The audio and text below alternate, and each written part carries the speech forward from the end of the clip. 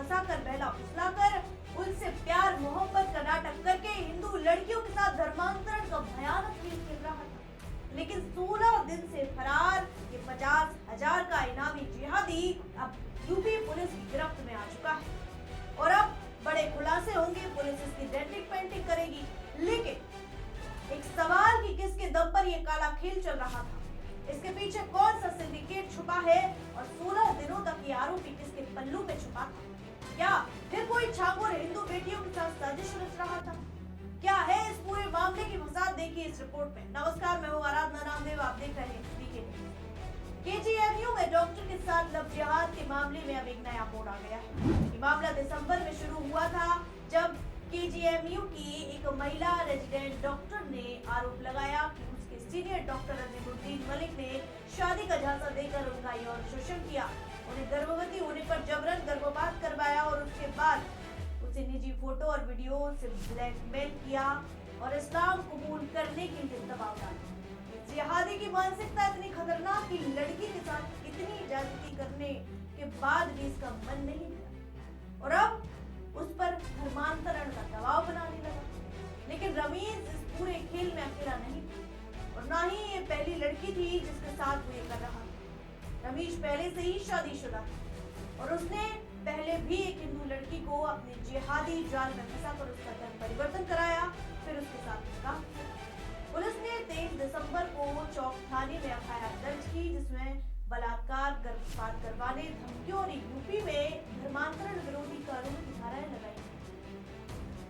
KGMU ने तुरंत रमीज को सस्पेंड कर दिया और कैंपस में उसकी एंट्री बैन कर दी। जांच में पता चला कि रमीज के परिवार का भी इस तरह के मामलों में हाथ था। उसके माता पिता भी लड़के पर धर्मांतरण का दबाव बनाने में उसका साथ देते थे।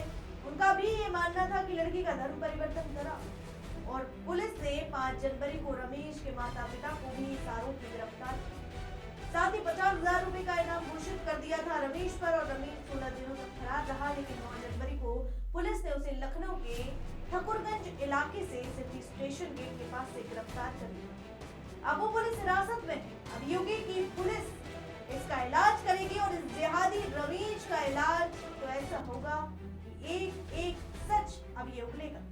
पूछताछ हो रही है। गिरफ्तारी के बाद केजीएमयू की विशाखा कमेटी ने अपनी रिपोर्ट में सभी आरोप सही पाए हैं और डॉक्टर को निकालने की सिफारिश की है। यूनिवर्सिटी ने director general of medical education को भी उसकी डिग्री रद्द करने और पूरी तरह से उसे बर्खास्त करने का प्रस्ताव भेज दिया।